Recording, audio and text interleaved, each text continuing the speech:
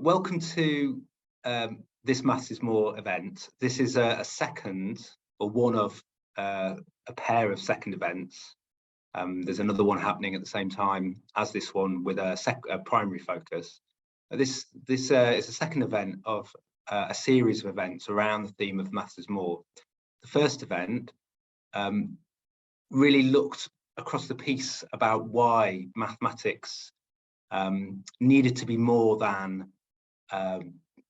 learning to pass exams, and particularly pass the current type of exams that that we have in English education.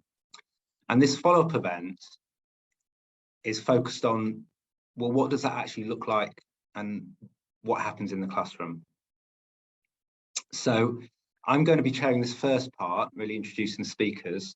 We also have Lucy Rycroft-Smith, who I'll be handing over to, who will be picking up on the Q&A when there'll be an opportunity to ask panel questions. So we have 3 speakers today. Be good to move to the next slide so I can introduce the speakers. Thank you very much. The first one is Tom Francome, who's at Loughborough University and in the Mathematics Education Centre there. Then our second speaker is Livia Mitson, who's a secondary school maths teacher. And our third speaker, Alf Coles, who's at the University of Bristol. So as Jenny's just put into the chat, do post your questions into the chat. So the way this works is each of our speakers will speak for 10 minutes.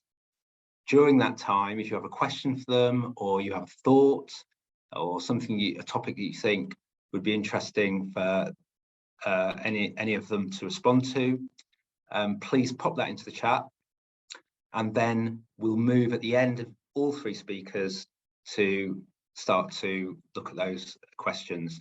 Lucy will be picking those questions up. She's very, very skilled at picking up the questions that are there and making sure that things get attended to.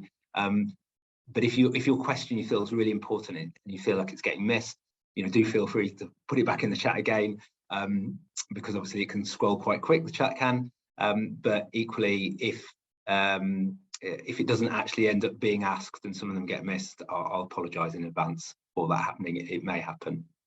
And at the end of the session, do please stay on to the end, because there is news at the end of a further follow-up event that will be taking place in May.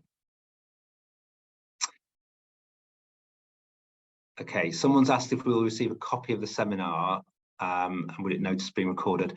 We'll get an answer to that into the chat, okay, about that question and about what follow-up of materials or presentation slides or so on from this event.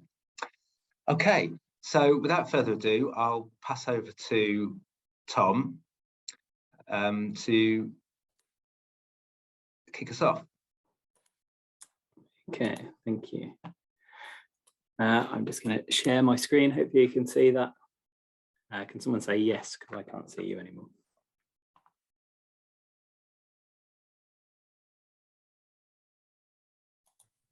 No. And we're not got it yet, or I don't, at least, Tom. I've got a gallery view. Try it now. Can you see? Well, it should be just a blank screen. Can you see something now? That's great, yeah. Yes. Yeah, groovy. Okay, so I'm interested in this kind of scenario. So you get home at the end of a long, busy day, and you'd like to spend a bit of time with your family maybe, or go to bed, or even to attend some kind of voluntary evening CPD session. But you can't do that because you're a maths teacher. So what you actually have to do is sit down and plan some lessons. And if you're really organized, you might have thought about this already. But all the classes that you're teaching tomorrow are probably classes that you've taught today. And hopefully by teaching those lessons, you've learned maybe a little bit about the kinds of things that you might want your learners to practice in the next session.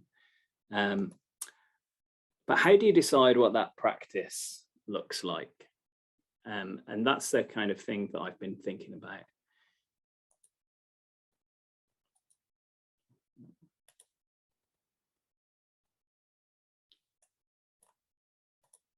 So I've been thinking about this kind of stuff for a while, in particular with my colleague, Dave Hewitt. And we've been thinking about the idea of practice through progress, which we've thought about in two kind of distinct ways. The first one being progressing through the curriculum. So that is deliberately trying to continue practicing previous topics whilst progressing on new topics. And progressing as a mathematician. So the practice is used as a tool to explore things, to notice, to generalize and justify, with the idea of developing the mathematician as well as the mathematics. So say your topics are multiplying fractions, and then your next topic is area, and then your next topic is graphs. You might work on this, but when you get to area, at least some of your practice might kind of call back to the multiplying fractions. And then when you get to graphs, you might design some of the practice to call back to area and to call back to fractions as well. So it's this kind of deliberate revisiting of ideas in the context of what you're working on at the moment. The second way is about progressing as a mathematician, which I'll illustrate with an example. So if you take the same previous example, the multiplying fractions, you might go, okay, students need to be fluent with kind of these processes before we can get onto interesting reasoning or problem solving tasks. So you might give out something like this. But alternatively, you might use a task so you can develop the fluency you need alongside having more interesting stuff going on to notice and talk about. So here's an example of a task that does that. This is from Open Middle, which you might like to have a try at later. You have to use the digits 1 to 9, at most once, to make the product 1.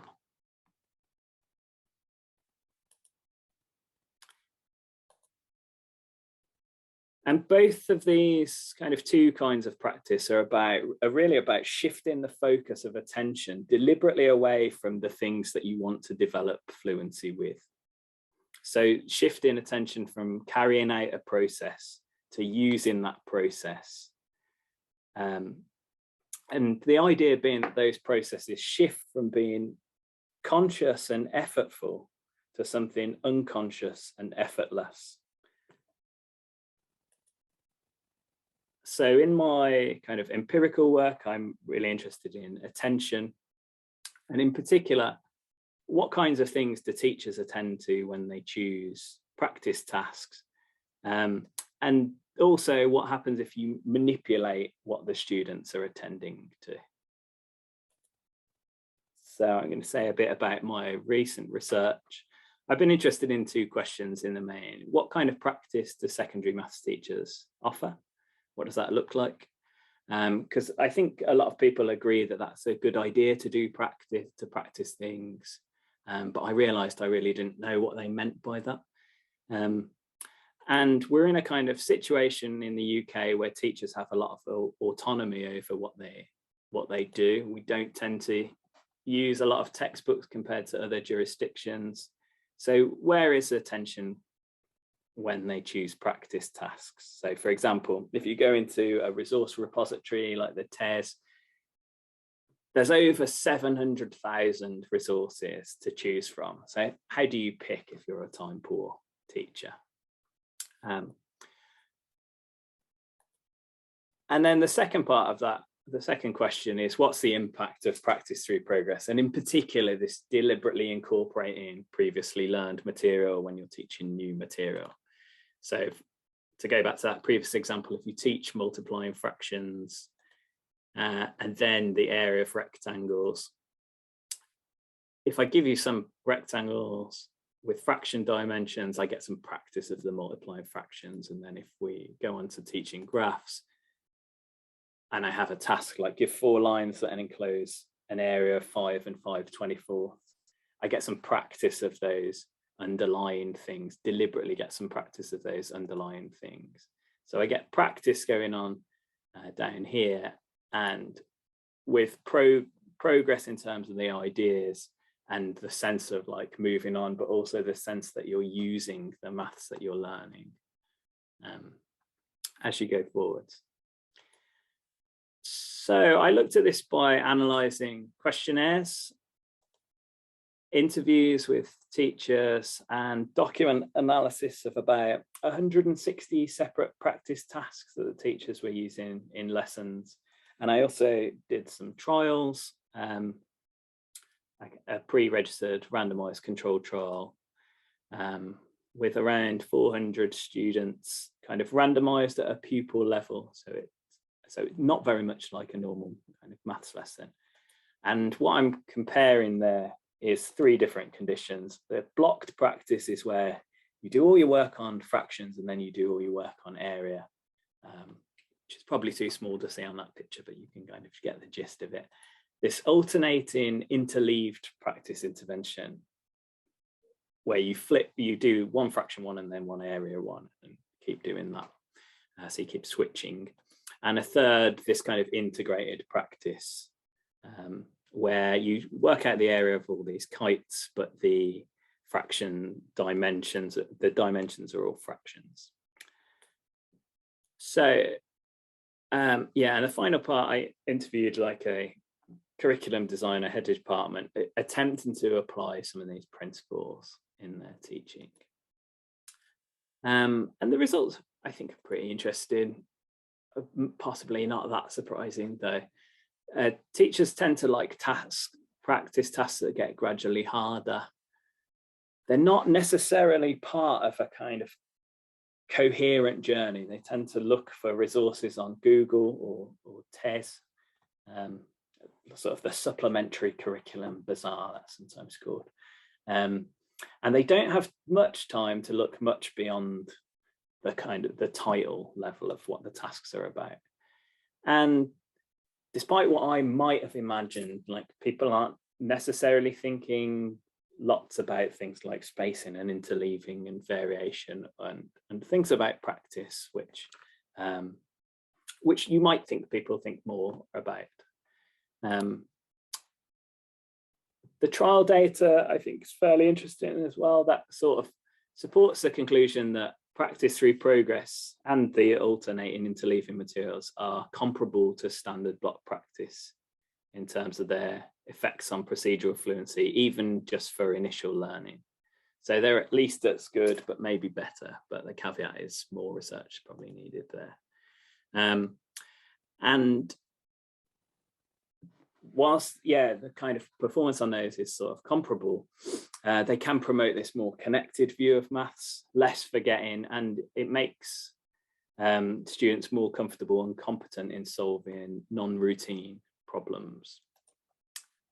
When it comes to tasks where attention can be turned towards developing as a mathematician, my colleague Colin Foster has done some work in our centre related to this and wrote this paper where he found those kinds of tasks, which he calls mathematical etudes, to make a good alternative to exercises because they offer the possibility of a richer, more creative problem solving activity with sort of comparable effectiveness again in developing procedural fluency. So you might take an average problem like this, where the mode's 3 and the median's 3 and the mean's 4, and turn it around to make a nicer problem. And there's all sorts of different ways that you could go about doing this. This is one of Colin's, where you have to find the subset of fractions that add to the thing that's as close to 1 as possible. So what I would like people to go away and think about is, how can you plan practice to make more connections to previous topics? And if you think you need to offer some boring practice, could you offer some nicer practice instead of that? because both types of practice through progress seem to develop fluency just as well as boring exercises and might have all these other nice benefits. And that's it for me. Thank you very much. Thanks very much, Tom. That's really stimulating, all sorts of thoughts there about different ways of approaching practice, and a plug for a really good resource at the end as well. I'm now going to pass over to Livia, who's going to share, I think. Yes, brilliant. You're sharing. Off you go. Okay, so thank you very much for that, Tom. So there were a couple of themes in what Tom said that I'd like to pick up on. So the first is the issue of kind of working with fractions. And I was fortunate enough to be involved in the Shanghai Exchange a number of years ago. As a result, I started looking into the kind of Chinese curriculum and the way that the Chinese represented things in particular. And there's been quite a lot of research into it. This book by Liping Ma is probably the most interesting one. And this also does focus in on kind of fractions, fraction multiplication, fraction addition, and how differently this is taught in kind of, this particular book is comparing the USA to China. And in the Chinese curriculum, there's much more focus on using the language, using pictorial representations, using concrete representations to help build number sense. I'm sure we've all been in a situation where students have gone, oh, I need to add fractions. Can I just add the top and add the bottom? And then you say no, and they're like, but we can do it with multiplication. Or they just get completely mixed up about which process is which. And so one of the things that we've been developing at my school, I'm at Impington Village College just north of Cambridge, is we've been working on manipulatives and also developing pictorial representations as well. Okay, so as part of that kind of creativity in terms of using the manipulatives, we're also encouraging learners to generate their own examples.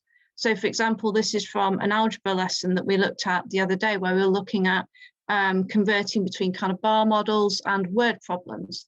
And rather than just encouraging students to kind of be able to read and process those, we're challenging them to be able to work with it in a more deeper way by writing their own worded problem. I particularly like the one on the bottom, where there's kind of 3 numbers in the problem, and the student clearly isn't quite sure to start with what the word problem is going to wind up being. So there were a number of creative examples there, but it did also demonstrate the extent to which the students really understood what was going on when we were asking them to produce their own examples of the work. So this is also from a sequences lesson with a similar Year 7 mixed ability group, where they're being challenged to explore the concept of sequences through using manipulatives, for example, at the top, but they're also being challenged to explore it using sound. So you can see on the bottom left, we've got a recording of a sound sequence, and also challenged to produce a movement sequence and look at how to record that, so that they understand that actually sequence is a broader concept than just kind of numbers, and they can work with much more complex pictorial sequences later on. We've also been looking at stretch and challenge. So a lot of our work, a lot of the questions we're using for this are coming from the Math Circles book, which is extremely helpful in terms of differentiation and providing this, because it actually has the answers at the back, which is really helpful if you don't want to spend 3 hours working out the answer to one problem. So the idea is at the start of the lesson, we have some retrieval practice, and there's also a stretch and challenge question. And what's really interesting about this is that as we're trying to develop our students' ability to ask their own questions, they're starting to kind of come up with their own answers and their own questions. So here we're looking at, can an equilateral triangle be covered by 2 smaller equilateral triangles? And the official answer is no. But then the students started asking, well, can I overlap the triangles? What if I have one bigger equilateral triangle and then I put in front of it another equilateral triangle? So you can kind of imagine it in 3-dimensional space. And they also started asking themselves, okay, how many triangles can you do it with? And you can see on there's a piece of student work where the students sketched it out and they're saying, okay, no, you can't do it with 2, you can only do it with 4. And then of course the next step, if they're going into mathematical thinking, is, okay, well, can you do it with 5? Can you do it with 6? What are you going to generalize for this? So the students asking those questions is a really important part of our curriculum and a really important way in which maths can be more. So you can see on the slide here, this is demonstration of the kind of questions that students are thinking about. So this particular example is circles. And one of our standard ways of thinking with the inquiry mindset is we will put up a prompt, and it might be a sum or it might be a statement, whether it's true or whether it's false. And we will ask the students just to write down what questions could you ask. And you can see on there that you've got some kind of conceptual questions, but you've also got students that are starting to create their own questions, which is potentially more complicated than anything they're going to be given. And in fact, speaks to what Tom was saying before about interleaving, where we've got a circle has an area 25% smaller than a circle with a specified radius. So the students are spontaneously starting to bring in different topics. And you can also see that sometimes students ask, which is the easier method? And again, that's a way in which maths can be more. Yes, the students need to learn methods, but actually they also need to be making decisions about which method is the best method. What do we mean by the best method? So we've got an example here on the slides, and this is a activity taken from mixed attainment maths, where we've got a fairly simple problem, but actually we've got 3 different methods to solve it. And we're encouraging the students to discuss, okay, which is the easiest method? And here I'm just going to mention Joe Morgan's book because it is really good in terms of just demonstrating how many different methods there are. And if you want to create something like this, where the students are going to be able to discuss, okay, which method is better, her book is really good for resources for coming up with those methods. If you're not necessarily, if you only have a few methods for yourself. As part of the inquiry mindset, we're also really focusing on getting students to discuss things. What we've found is with the lockdowns and with the teaching online, the students have been quite passive. And so they haven't been terribly good at kind of expressing their point of view, explaining things to each other and all this kind of stuff. There's been an expectation that they just sit there and do questions. So we've been really working on this and mostly been creating kind of concept cartoons or looking at misconceptions. So you can see on the board, we've got a conflict set up between Eleanor and Aisha, where they're saying, okay, you can't have a correct solution because X and Y need to be different numbers. And this is a fairly standard misconception that at least some children in your classroom will have. But then we're using Think, Pair, Share and then Agree, Build, Challenge to enable that misconception to be discussed in the classroom. So that although, yes, we do need to have processes, it also helps if you can talk through the misconceptions and any problems with those processes in advance, because that actually makes it considerably more likely that the students are A, going to get the process right, and B, be able to adapt it for different circumstances. And that brings us into kind of thinking about conceptual understanding as well. So we were looking at the concept of function machines. And again, a big issue with this is some students kind of see the box and see the ×5 and they're just not quite sure what's going on. What is it representing? What is the concept here? And so into our lesson on function machines, we've built a little bit of creativity and also linking that concept to real life. So we start the lesson by saying, what is our machine? Okay. And then we talk through, okay, is this a machine? And we defined machine in this circumstance as something that does something. It has an input and it's an output. So you can see I've got 3 examples of student work there. We've got a smoothie machine, we've got a TV, and we've got a human, which prompted an interesting debate about whether that's a metaphorical machine or a literal machine. I'm not sure that was ever resolved to anybody's satisfaction.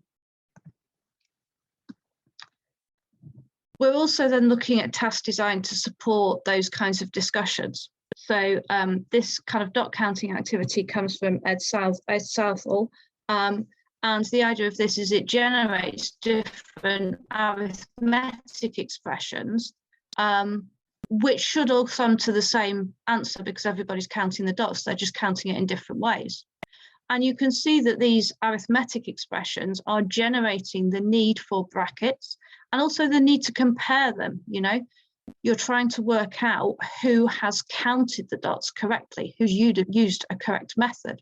And then from those arithmetic expressions, the example here looking at the Y shapes, that's from the ATM publication looking at using algebra to think about a method of counting those correctly, which is going to lead you into comparing algebraic expressions. And then finally, we've got this idea of kind of task design to support students actually being able to use the concept. So we've all seen students who, when they're given a rectangle and two of the sides, know that they need to multiply it.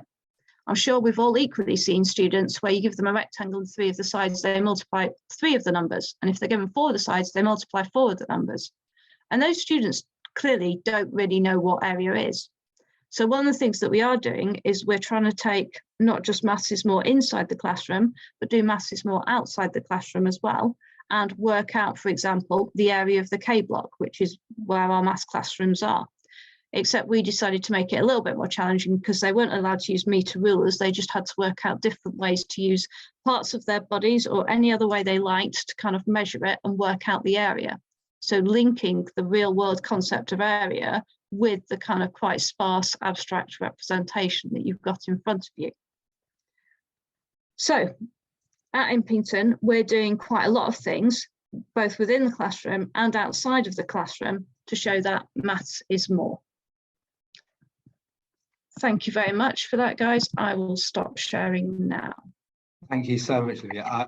I've got a 12-year-old daughter, and I'm thinking I might have to move to Cambridgeshire and Impington in order so they could have the experience of the maths that is going on in your school.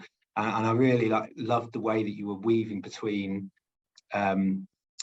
resources and places people can go and look for really high quality resources with the book by Joe Morgan, who is a practicing maths teacher and maths professional developer, and also the research text as well, and those coming together in the way that's shaping your practice. So that was some of my standouts from that. Alf, are you ready to go? I'm ready to go. Thanks, Mark. And thanks very much, Tom and Livia. Really fascinating to hear. So what happens in the classroom? Well, I would say that meaning happens in the classroom. And if there was one thing that perhaps I might want more of in maths classrooms, it would be meaning. I came across this quotation just the other day from T.S. Eliot. Understanding begins in the sensibility. We must have the experience before we attempt to explain it. And although he might have been talking about literature, I feel the same is true of mathematics. And I actually think that some of the difficulties that children have in mathematics are not ones of abstraction, but one's really about the imagination. You know, for a mathematician, if I show you this page of mathematics, if this is maths that you're familiar with, it might be provoking all sorts of things inside your mind, all sorts of images of graphs and so on and connections. Whereas for someone for whom this is new, it just looks like meaningless hieroglyphics. It's not to do with the abstraction of what's being offered there, but I would say something about what the images and the symbols are being linked to. And I feel that sense of the importance of experience applies just as much to teachers as it does to students in classrooms. So I would say as a teacher, the way to work on what research might mean in the classroom is to do that research yourself, practitioner research. And I think Livia's example is just a fantastic example of what that might look like in a whole department. So there are really two ideas I want to offer. I'll explore both of them a little bit about how maths might become more meaningful. And one of those is the idea of working with wholes before working with parts. So here's a quotation from one of my educational gurus, Egyptian maths educator, Caleb Gatenyo. He was talking about this in the context of working with mathematical film, but I think it's relevant more generally. It's much easier to analyze a whole that one perceives clearly than to reproduce the whole as a dynamic entity out of bits and pieces. So I got a few suggestions, and again, offers as prompts for you to maybe try out in your classroom if you're interested, of how you might do that. How might we work on wholes before parts? So last year with my colleague Lorinda Brown, we wrote something about the idea of differentiation from an advanced standpoint. And that was an idea that came out of working with a group of teachers who were doing their own practitioner research. So this was a group, a collaborative group, and one of those teachers decided that they wanted to work with their foundation tier group on some higher tier content, just straight away, not with any kind of preamble, just started to work on trigonometry. Took it, of course, much more slowly, but just going straight in there. And this was an idea that spread to other teachers in the group, and it ended up 4 or 5 of the group tried the same thing. And the results were really, really extraordinary in their classrooms. And one story stood out for me, and that was of a girl who in her class predicted a G or something. In those days, it was a few years ago, so like a 2 or a 3 in her GCSE, and had done some work on Pythagoras' theorem. And a couple of months later in this teacher's classroom had put her hand up to answer the question of what's the square root of 49. The teacher apparently nearly almost fell off her chair when this happened, because this was the first time that student had answered a question in maths. She was in year 10. She'd presumably worked on square roots for the last 6 years in her teaching and had seemed to have never understood it. And yet a couple of weeks working on Pythagoras' theorem, where square roots are needed and are used, and she'd retained what they meant. Another idea seems to be the sort of general idea that whether it's a chapter, whether you're working on a textbook or a scheme of work, to look at the end of that chapter as a potential starting point. Is there a problem or a question at the end that might be possible to offer at the beginning as a kind of prompt? And even if it can't be answered, as a prompt to work on that topic. A thing which I think is absolutely implementable is the idea that whenever you teach a process, you teach the inverse at the same time. So if you're teaching multiplication, teaching division, teaching addition, teaching subtraction. If you're teaching Pythagoras' theorem, then combining questions about the longest and shortest side from the start, because that's really one of the key things the students have to sort out, that distinction. And actually seeing that whole picture makes it easier to do both than having them separated, I would argue. And I think linked to that, thinking about images that work for a process and its inverse. So for Pythagoras' theorem, for me, that would be the area image of the squares off the sides of the triangle, not as a sort of introduction, but actually as a tool to work on those questions. Or thinking about factorizing and expanding brackets. Here is an image where if I've given x plus 6, x plus 8 to expand, I can put them around the outside of that grid and think about it.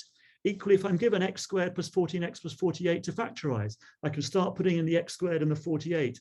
I don't then need to memorize this thing about what adds and what multiplies. I can see it there plainly within the grid.